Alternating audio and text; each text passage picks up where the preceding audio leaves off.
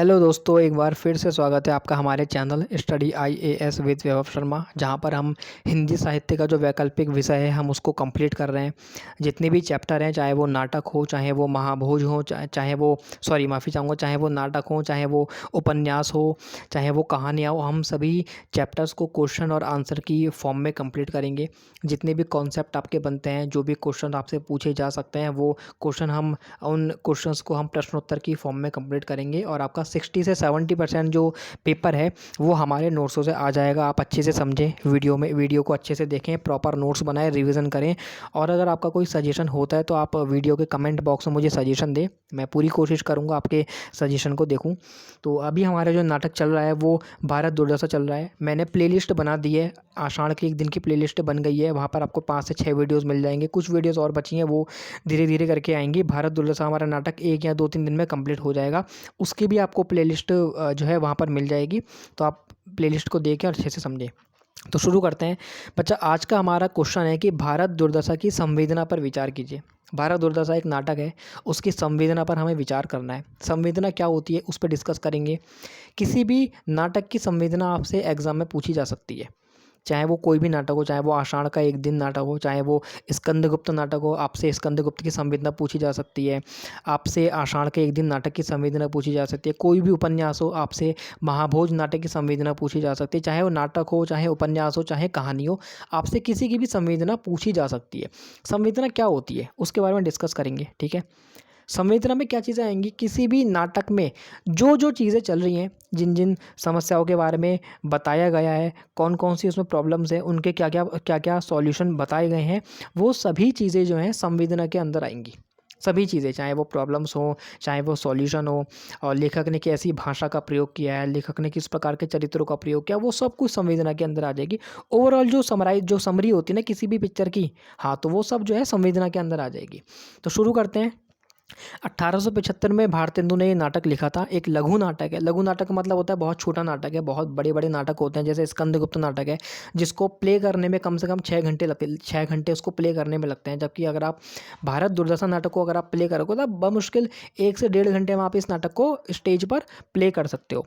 तो 1875 में ये नाटक लिखा है, जो भारत दुर्दशा के सभी पक्षों को काल्पनिक प्रतीकों के माध्यम से स्पष्ट करता है।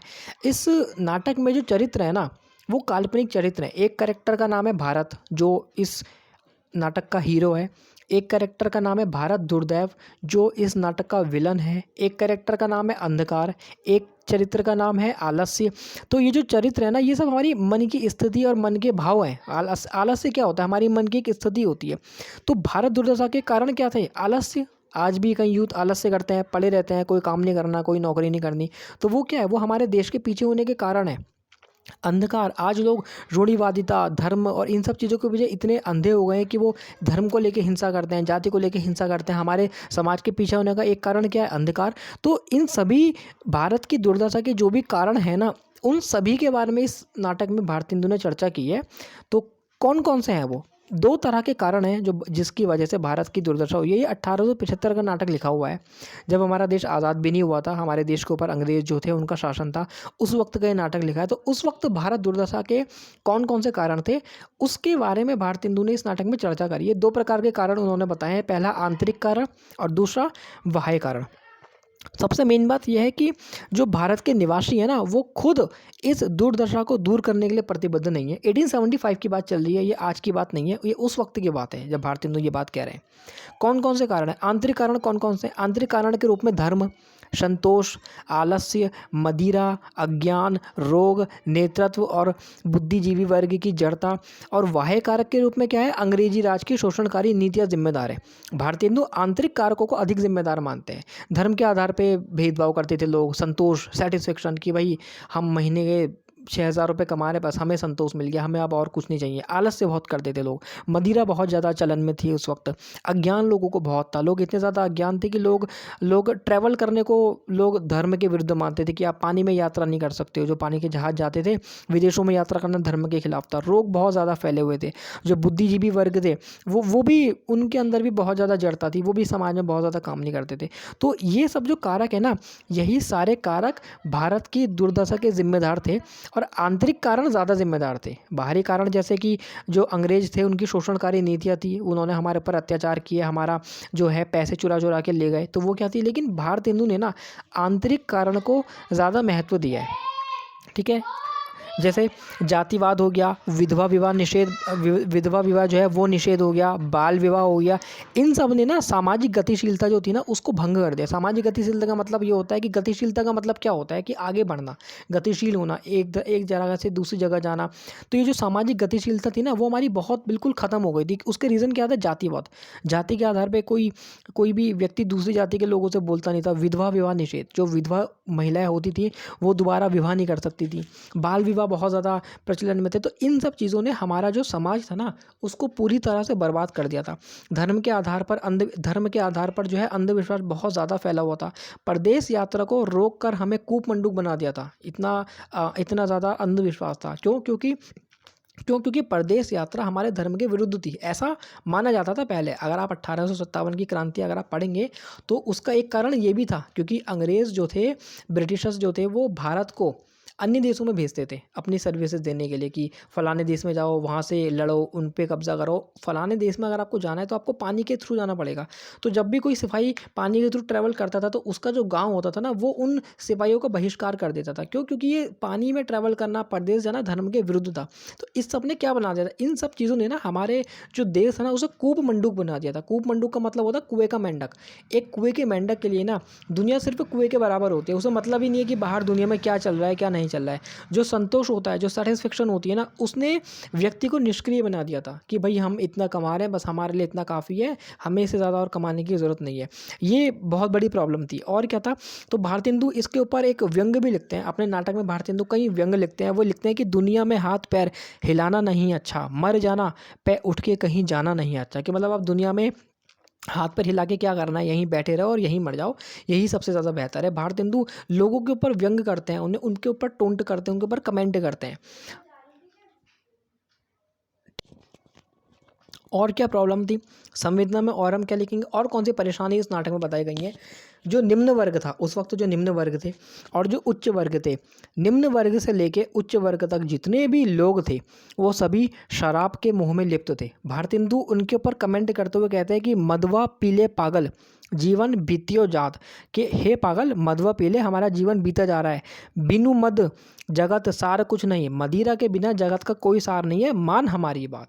तो भारत हिंदू उन लोगों के ऊपर कमेंट करते हैं, चाहे वो निम्न वर्ग का हो चाहे वो उच्च वर्ग का, जो शराब के पीछे पागल है, जो शराब के पीछे, जो मदिरा के मोह के पीछे लिप्त हैं। भारत हिंदू उनके ऊपर व्यंग करते हैं। और संवेदना में क्या लिखेंगे हम, संवेदना जब हम 5वें नाटक में अंक होते हैं, जैसे हम मूवी देखते हैं तो मूवी में पार्ट होता है ना कि इंटरवल से पहले, इंटरवल के बाद, या वेब सीरीज़ में पार्ट होते हैं, पार्ट 1, पार्ट 2, पार्ट 3 ऐसे करके। तो जो नाटक हैं वो 6 पार्टों में डिवाइड है, पार्ट 1, पार्ट 2, पार्ट 3 ऐसे ऐसे करके। तो जो 5वां अंक है, 5वें अंक में वो दिखाते हैं कि किस प्रकार से जो नेतृत्वशील और जो बुद्धिजीवी वर्ग है ना उसमें वैचारिक स्थूलता है। विचारों के स्तर पर वो जो बुद्धिजीवी वर्ग है ना वो बिल्कुल बेकार है, वो बिल्कुल कायरता विद्यमान है। जैसे कवि है, एक कैरेक्टर है भारत दूरदर्शन नाटक में, कवि नाम का एक कैरेक्टर है। कवि एक बुद्धिजीवी वर्ग होता है जो पढ़ा लिखा होता है। तो वो क्या कहता है, वो भारतीयों को कोट और पतलून पहनने की सलाह देता है, सुझाव देता है कि अगर आपको अंग्रेजों से बचना है तो कोट और पतलून पहन लो, ताकि अंग्रेज पहचान ही ना पाए कि हम कौन है। ये एक कवि कह रहा है जो एक बुद्धिजीवी वर्ग में आता है। और क्या है, एडिटर जो है, एडिटर एक बुद्धिजीवी वर्ग होता है, जो पढ़े लिखे लोग हैं, वो अपने महान लेखों के माध्यम से क्रांति लाना चाहते हैं। एक और उसमें व्यक्ति है दूसरा देसी, उसका नाम है दूसरा देसी। एडिटर भी एक चरित्र है, दूसरा देसी भी एक चरित्र है। वो डिसलॉयल्टी के आने पर मेज के नीचे छुप जाने के लिए कहता है कि डिसलॉयल्टी आने वाली है, फटाफट मेज के नीचे छुप जाओ। जो पहला देसी नाम का कैरेक्टर है वो थोड़ा सा समझदार है, लेकिन उसकी बातों को कोई भी ध्यान से सुनता नहीं है। तो जितने भी बुद्धिजीवी वर्ग है ना वो सब भी बेकार है। भारत हिंदू ने भारत दुर्दैव जो है ना वो इस नाटक में विलन है। भारत दुर्दैव जो है ना उसको भारत हिंदू ने एक क्रिश्चियन की तरह बनाया है, जो आधा क्रिस्तानी है। आधा क्रिस्तानी मतलब उसकी वेशभूषा भारत दुर्दशा में ऐसे डिज़ाइन की गई है कि आपको ऐसा लगेगा कि वो कोई क्रिश्चियन व्यक्ति है।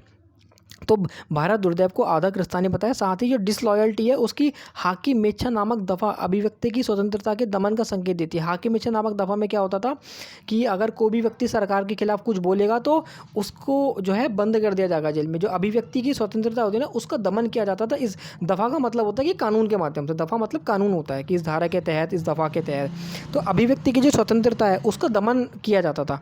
भारत हिंदू ने अंग्रेजों के शोषणकारी नीतियों को दिखाया है कि किस प्रकार से अंग्रेज हम भारतीयों का, हमारे देश का आर्थिक शोषण करते थे। वो धन निर्गमन और आर्थिक शोषण को लेकर कहते हैं। जो हमारे देश का जो धन था वो रेलवे के माध्यम से और अन्य चीज़ों के माध्यम से वो विदेश में लेके गए थे। तो भारत हिंदू उसके ऊपर व्यंग करते हुए वो कहते हैं कि अंग्रेज राज सुख साज सब भारी, पै धन विदेश चली जात यही अति कुंवारी। कि अंग्रेज राज में सुख ऐसा है ना कि वो सुख सबके ऊपर भारी पड़ रहा है और हमारा जो धन है ना वो विदेश ले जाता है और हमारे पास केवल कंगाली बचती है। वो लिखते हैं कि सबके ऊपर टिक्कस की आफत आई, हा हा भारत दुर्दशा ना देखी जाए। कि सब लोगों के ऊपर जो टैक्स है ना उस टैक्स की इतनी आफत हो गई है कि अब हमसे ये भारत दुर्दशा देखी नहीं जाती है। नेक्स्ट है, कुछ आलोचकों का ऐसा मानना है कि जो भारत हिंदू है ना वो अपने अतीत के मोह से ग्रस्त है। क्योंकि भारत हिंदू भारत के लोगों को मोटिवेट करने के लिए ना उन्हें बताते हैं कि हम प्राचीन समय में हम कितने महान थे, आदिकाल में हम इतने महान थे, चाणक्य, चंद्रगुप्त, डिफरेंट लोगों का वो एग्जाम्पल के उससे बताते हैं कि हम इतने महान थे।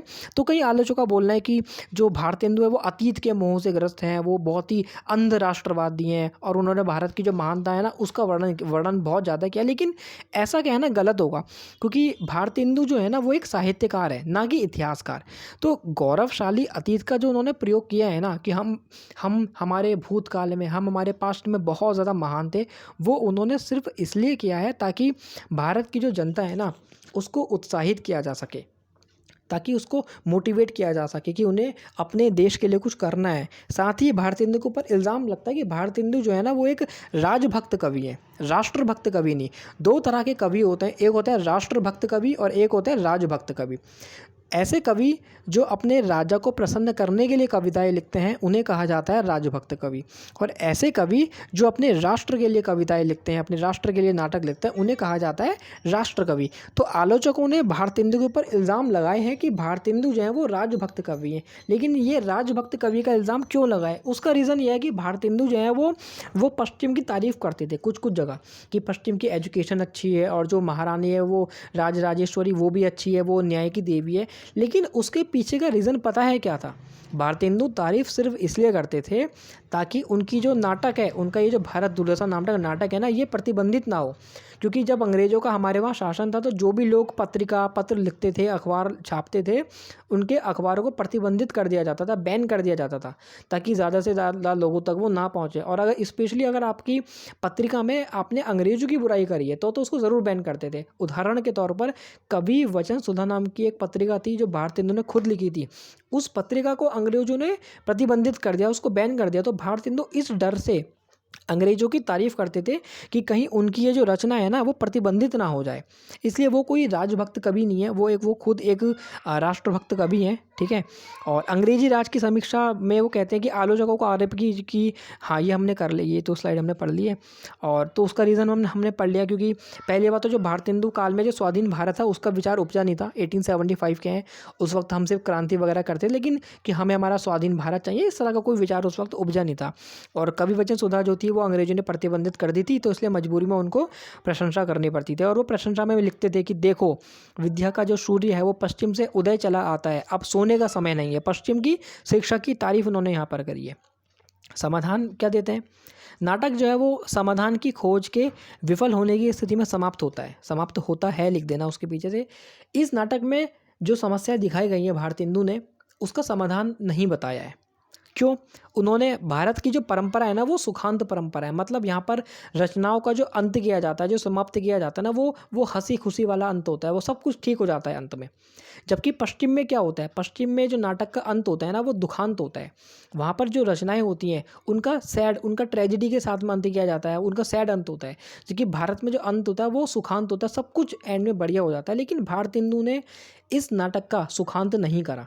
अंत में क्या होता है, जो नायक है इस नाटक में, जो नायक है जिसका नाम भारत है और जो खलनायक है जिसका नाम भारत दुर्दैव है, भारत दुर्दैव भारत को, नायक को मार देता है। भारत जो है इस नाटक में मर जाता है। क्यों मर जाता है? ताकि जो सोते हुए लोग हैं, हमारे भारतीय समाज में जो लोग सो रखे हैं, जो आलस्य से भरे हुए हैं, उनको जगाया जा सके, उनको मोटिवेट किया जा सके। अगर भारतेंदु चाहते तो ईश्वर के हस्तक्षेप से सब कुछ ठीक कर सकते थे कि भारत में इतनी परेशानियाँ थी, तभी प्रभु ने, ईश्वर ने अवतार लिया और सभी चीज़ें पहले की तरह बिल्कुल ठीक हो गई। इन्होंने ऐसा नहीं करा। क्यों नहीं करा? क्योंकि उनका उद्देश्य ऐसा था ही नहीं। उनका उद्देश्य क्या था? लोगों को मोटिवेट करना। और अगर आपको लोगों को मोटिवेट करना है तो आपको रचना में बताना पड़ेगा कि रचना का जो अंत है ना, वो दुखांत हुआ है। भारत नाम का जो कैरेक्टर है वो मर चुका है, ताकि लोगों के भीतर ऊर्जा पैदा हो, लोग अपने देश के लिए कुछ करें।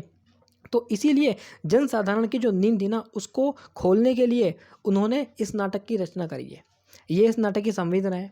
किसी भी नाटक की संवेदना में यही सब चीज़ें आपको लिखनी होती है। वो नाटक किन किन परेशानियों से डील करता है, उस नाटक में कौन कौन सी मेन चीज़ें बताई गई हैं, कौन सी समस्याएं बताई गई हैं, कौन से उसके समाधान बताए गए हैं, किन किन टॉपिक्स के ऊपर चर्चा की गई है, किन किन डायमेंशन के ऊपर बात की गई है। यही सब चीज़ें हमें किसी भी रचना की संवेदना में लिखनी होती है।